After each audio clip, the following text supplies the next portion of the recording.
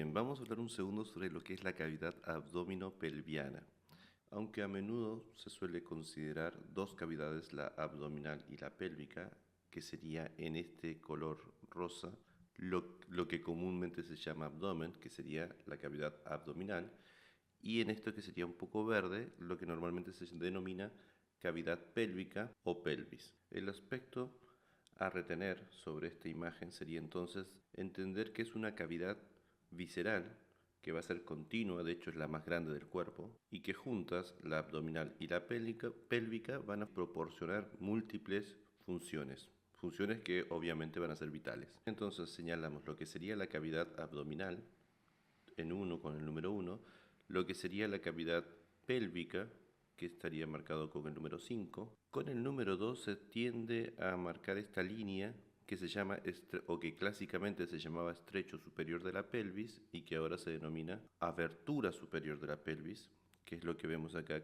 en esta imagen a la izquierda con la línea punteada, que a nivel de la línea media nos marca cuando ingresamos a la pelvis menor, que lo vamos a desarrollar más adelante, y cuando encontramos a la cavidad abdominal, desde un aspecto bien central, o sea, bien alineado a la línea media. Por otro lado, tenemos dos ejes marcados con el número 6 y con el número 4. Con el 4 se intenta marcar el eje mayor de la cavidad abdominal, que podríamos determinar que va desde la porción más alta del diafragma hasta el pubis, y el eje mayor de la cavidad pélvica, que iría desde el diafragma pélvico, que lo vamos a ver más adelante, hasta o en dirección hacia la espina ilíaca anterosuperior. Estos ejes no hay que saberlos, pero entiendan que son dos ejes longitudinales a partir de las inclinaciones que tiene la cavidad abdominal y la cavidad pélvica. Ahora bien, centrándonos en la función de esta cavidad abdominopélvica o abdominopelviana, vamos a tener precisamente asociada a esta cavidad múltiples funciones vitales. Vean cómo va a contener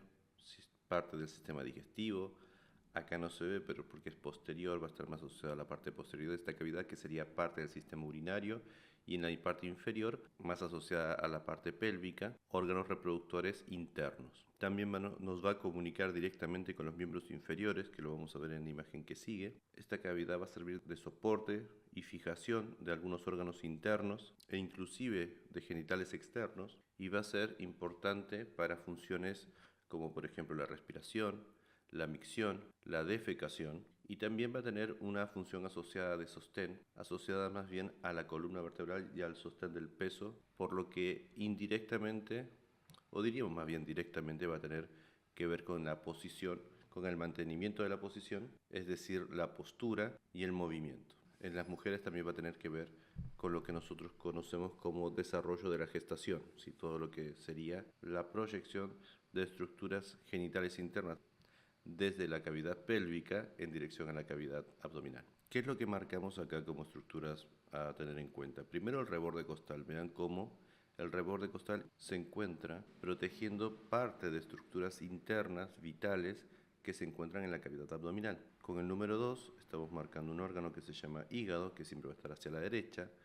Con el 5 y el 6 sería el estómago y el 5 sería el vaso, que es más posterior y a la izquierda. Con el número 4 intentamos marcar alguna de las costillas, o sea, entendiendo que no solamente el reborde costal, que está marcado con el 1, sino que también es parte de las costillas. Entiendan que estas estructuras rodean a la parte superior de la cavidad abdominal, hacia posterior. El 7 marca el intestino delgado y el 3 el intestino grueso. Esto como a modo de presentación de estructuras que vamos a encontrar dentro de esta cavidad. Esta imagen la vamos a aprovechar básicamente para referenciar esta estructura que ya la conocemos desde el locomotor, que es el ligamento inguinal, que ya lo vimos, y que debajo de este ligamento inguinal vamos a encontrar un espacio que va a comunicar a esta cavidad abdominal o abdominopélvica con nuestro miembro inferior, con la porción anterior del miembro inferior.